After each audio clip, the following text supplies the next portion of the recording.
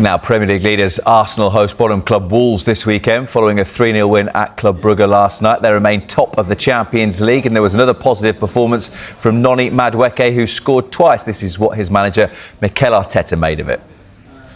Unbelievable. I mean, when you talk about individual quality and individual action, a magic moment, that's it. You know, a player that is able to pick the ball that far, dribble past people and finish with the quality and the power that he's done.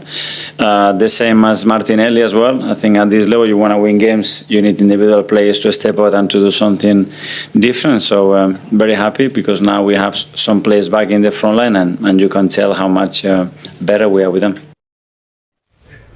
Well, it's been a point that's been made often over the course of the first few months of the season, is that the big difference with Arsenal this season is depth. They can afford to give Bukayo Saka the night off because they've got him behind him. Yeah, he has done amazing. And I can't express, I'm a big Chelsea fan. When Arsenal bought him at the start of the season, I was flabbergasted. I thought, oh my God, if there was one player I would have sold at Chelsea, it would have been him.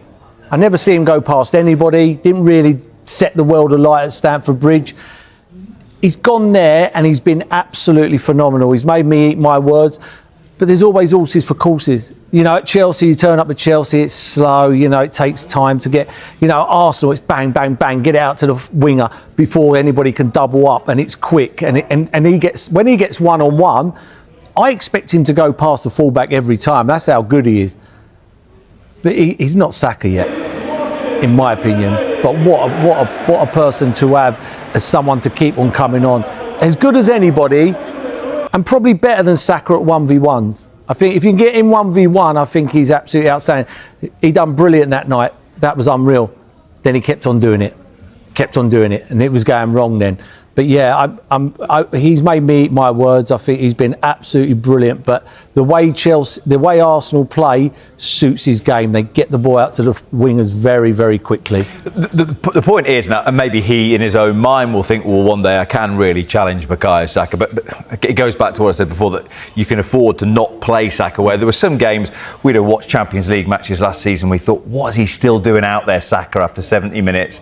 But also he can play on the left. He gives you options across that front line, flexibility, and as we've said, Mikel Arteta now isn't just calling on 13, 14 people to try and get through 4 competitions.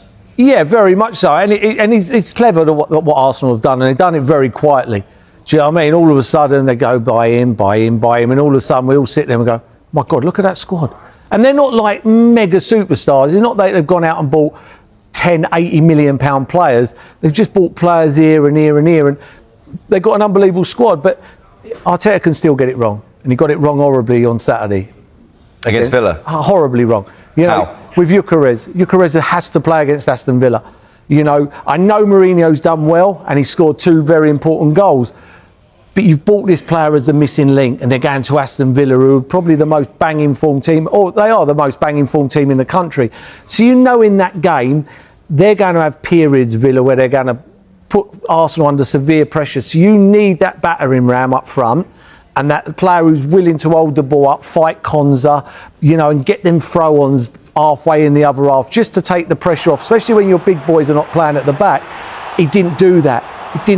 He played Mourinho. How many times did Arsenal break in the first half with pace and they had to turn back because there's no one up front? There wasn't a focal point. It was only in the second half when he went up there, it was a different game. But yeah, that's the problem he's going to have now, is making the right decisions. You know, when to leave Saka out and bring Madueke in. When we were talking about ego there with Mo Salah, what do you think that does to someone like Gyökeres' ego then, to be left out of a game against one of the better teams in the division? It won't happen again. It won't happen again. I'd be shocked if it happened again. I think Arteta got blindsided by the goal against Brentford, and I think he scored another big goal the week before, and he's done well for him. But you're not going to win the league with Mourinho up front, even though he's a good player to come in every now and then. But for the big games, and as I keep on saying with the Mo Salah one, when you're a manager, you go to your best players, and you bought that player for them games, for them big games. You know, it's like when we see Vert sitting on the bench when they're playing Man United. That's like Liverpool's big game.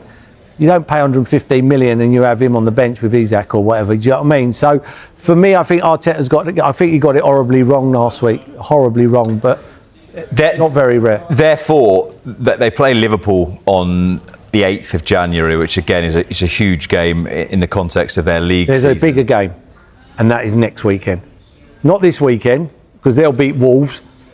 And if Man City go and win at Palace, by the time Arsenal play again, they could be second in the league. That game is the biggest game of the season, because they're going to be second. They could be second in the league, and we're talking 6-7 points clear not long ago, and they're going to run away with this league.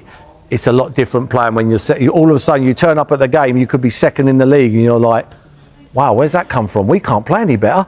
We've been really good, and we're second in the league. And Man City haven't been amazing. There's weaknesses there, aren't there? There's weaknesses, but they keep on getting over the line in certain games, and other games they're dominating.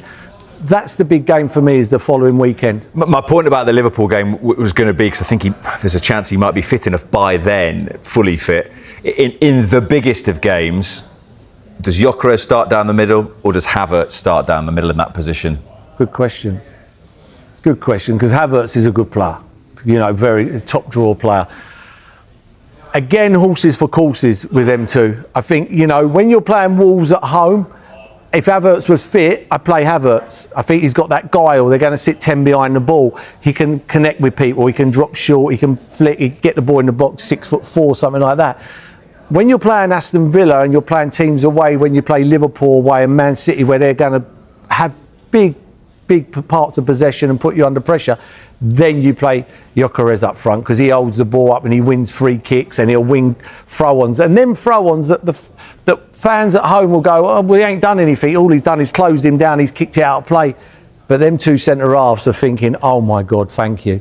And they get up on the halfway line, they get a breather, and then they can go again. And I think that's priceless. So I think it'll be horses for courses in certain games. Havertz will play, and then Gyökeres will play. So Arsenal remain top of the Champions League table after a 3-0 away win at Club Brugge, and there was another eye-catching performance from Noni Madueke. He scored twice, including a brilliant individual goal. So how close is he to replacing Bukayo Saka in the starting 11 for Arsenal? Unbelievable goal. I mean, when you talk about individual quality and individual action, a magic moment, that's it. A player that is able to pick the ball that far, dribble past people, and finish with the quality and the power that he's done. The same as Martinelli as well. I think at this level, you want to win games, you need individual players to step out and to do something different. So very happy, because now we have some players back in the front line, and you can tell how much better we are with them. Charlie Austin, you raised your eyebrows, your beautiful eyebrows, when I suggested, I just read something that was off my screen. Even when we went down this route in the production meeting, I thought, oh, I'm not sure what to think about that. What do you think about it? How close is Noni Madueke to getting in the team ahead of Bukayo Saka when they're both fully fit? Not ahead of Bukayo Saka, maybe on the pitch at the same time, starting the game, but not ahead of him. When Odegaard plays the captain, he's their talisman. Saka is Arsenal. He's almost Mr. Everything goes through him. So I can't see that, but can I see them being on the pitch at the same time? Absolutely. Well, they're not far away in age. I mean, how far away are they then in quality? Because, I mean, Noni Madueke... So we can't get... No, wait a minute. Well, we can't get carried away because he scored 2 goals last night. Yeah, he's been performing all right, but he scored 2 goals in the Champions League, one being an absolute rocket, absolutely fine. But Saka's done it consistently over and over again. But there's levels. No, there's levels. We can't when he comes on. But we can't keep going about acting on instant. Yeah, it was a good performance last night. We need to see that again week in, week out. That we have seen over the last few years of Bukayo Saka. So I'm not saying anything about Madueke. I think, but listen, performance-wise, brilliant. Does he get in ahead of Saka? No, there is still levels for him to get to, but he needs to be consistently performing like that. I'm not saying individual brilliance and whacking it in the top corner week in, week out, but performing at a high level for his team to win. Do you think some of those petition signers, all 5,000 of them in the summer, might be eating a little bit of humble pie? How does that humble pie taste this morning, do you think, for those guys? Yeah, I'd like to find, or just one to hold their hand up and say, do you know what, yeah, I was one that didn't agree with the signing. But now they've got to be happy with the sign. Of course, they've got to be over the moon. They'll be shy to put their hand up. The biggest thing ultimately now, though, is collectively they have got a full squad to go and compete and win. Not just compete for the league, come second, compete for the Champions League, get beaten in the semi-final. They've got a squad now to compete and be winners. Let's continue the Arsenal chat, shall we? Because no Gabriel, no Saliba, no Mosquera or Timber last night. So midfielder Christian Norgard played at centre-back and he impressed his manager. I love the way the team reacted to that, collectively, individually. For example, what Christian Norgard has done just talks about how much better he makes all of us with his attitude, with his commitment in the manner that he prepares and then is able to perform. So praise for Christian Norgard and that performance last night in Belgium. Is he the solution to Arsenal's injury crisis in defence? I mean, look, clearly he's sort of fourth or fifth choice, but he's shown he can do a job there. Yeah, but I think an old head on youngish shoulders. Yeah, but he's shown also his attitude and like his manager's come out and what he expects from a player like Christian Norgard, experienced player internationally as well as in the Premier League. He's gone in there and done the job, and it's almost like, well, if Christian goes and does that, other players, if I ask you to do something else, can also do that. So do I see him being in there for the stopgap? Yes, I do, because last night he showed that he will play in any position. One to play for Arsenal, one to get in the starting 11, and one to play for the manager. That's been the question, hasn't it? In terms of, and look, we said this last season. Oh, you wait until Arsenal lose Saliba and they lose Gabriel. All right, this run of results and dropping points in 3 out of the last 6 games has come with those guys injured, but they have with Nketiah and Mosquera, they've got more depth there, haven't they? And the fact that, look, I mean, Rice has played there before when really... Yeah, if needs must, Rice can go. If needs must, Rice can obviously go in there. But you've got to look at it and go, now that's why they've built this squad. They've got this squad now to go and compete. But not only compete, like I was saying, when injuries happen, they've got other players to step in. And look, sometimes the players to step in are injured also. And then they've got people to make a stopgap like Christian Norgard. Like the manager said, his energy, his effort, his application to what he asked him to do was fantastic. Thank you. I'm son of God, and then I could do everything if I followed the God rules. No rules, the God plans. So yeah, because of God, I could stay like 11 months, believing that I could, come back good. So to move the way I move outside tonight was a show for myself that God protect me all the time. How much can you offer to this team? We know what you've done before. We know how good you've been in your career. Do you look at this team and you're thinking, I can make a massive difference, I can be the guy? First of all, I don't want to be the guy, I think the clubs I have played, I had my role there, and then I always help in a good way, Obviously, when you are not playing, it's more difficult. I'm not gonna lie, but just to, help the guys, obviously now I'm not kid anymore, I'm 28. Sounds me young, but seems like max 15, seems like 18, Miles 18. So I think more than like experience, I can bring like some difference, like the players we have. So I think everyone is in a good shape, and then everyone can help. That is good. That's Arsenal. So we have an amazing squad now, and then we can go for all the competition. Just try to keep calm and then play game by game. Do you still feel like you can be better than ever? That there's still like a best Gabriel Jesus to come? You say 28, it's not that old. 100%. Like I said, tonight for me, it doesn't matter about the chances I had. I got some like in good positions. I could finish the action. I could hit the target at the time. The 3 chances I had, I hit the target. Obviously, I had to score, but just to come back after 11 months, and then move the way I moved tonight. I'm so pleased, because 11 months, man, 11 months of doubting yourself. Like I say, I keep saying this because it's true. It's what I believe, and what helped me is a lot. Like if I didn't hear the Bible every single day, I think. I'm 100%. I believe that I could come back stronger than and than ever. So now I believe even more, you know, because I'm son of God. We're just going to do 2 more goes. Sorry, Gabby, got to go to the gym. Mikel was saying that you were sort of close to the team when you were out injured. Can you say what you were doing that was kind of with the team, and how you were close to the team and the squad? What do you mean? What type of things were you doing around the squad to kind of stay close to the squad? You mean now? Yeah, no, over the past year. Over the past. So that's what I mean, you know. I think in my career, like, I had amazing moments, and then I have won amazing titles as well. I have been amazing like positions, you know, with the clubs before, and even with the Arsenal. So unfortunately, we did not win anything yet, but just to come to Arsenal and then help like everyone else to make Arsenal fighting for the titles again, this make me feel happy. And then I think explain what he means, you know, like obviously I'm a different guy when I have the smile on my face. That's I'm 100% sure.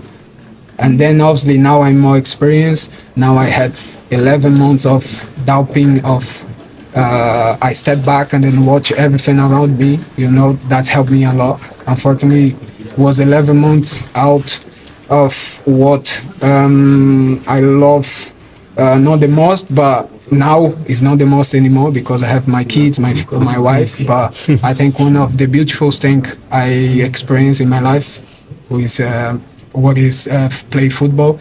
So yeah, I think he means this, you know, like I can help even on the pitch or outside. And then now I'm more experienced. Now I'm more like patient, that I know if I have the chance, I'm gonna go there and then I'm gonna do my best, and then I'm gonna help the team. So like everyone else here. So I think that's what he means. Noni Madueke delivered one of the standout performances of the Champions League night as he scored twice in Arsenal's 3-0 win, and Mikel Arteta was full of admiration for the young winger. Arteta described Madueke's first goal as a true magic moment, praising his confidence, dribbling ability, and powerful finish. The Arsenal manager highlighted how Madueke's individual brilliance changed the rhythm of the game and gave the team a spark on the right wing. However, Arteta also used the moment to challenge his rising star. While he celebrated the winger's quality, he reminded him that the real test is consistency, producing that same level every 3 days across all competitions. Arteta noted that such internal competition, especially with Bukayo Saka, is healthy for the squad. Madueke's performance not only thrilled fans, but also signaled that he is ready to fight for a regular spot in Arteta's lineup.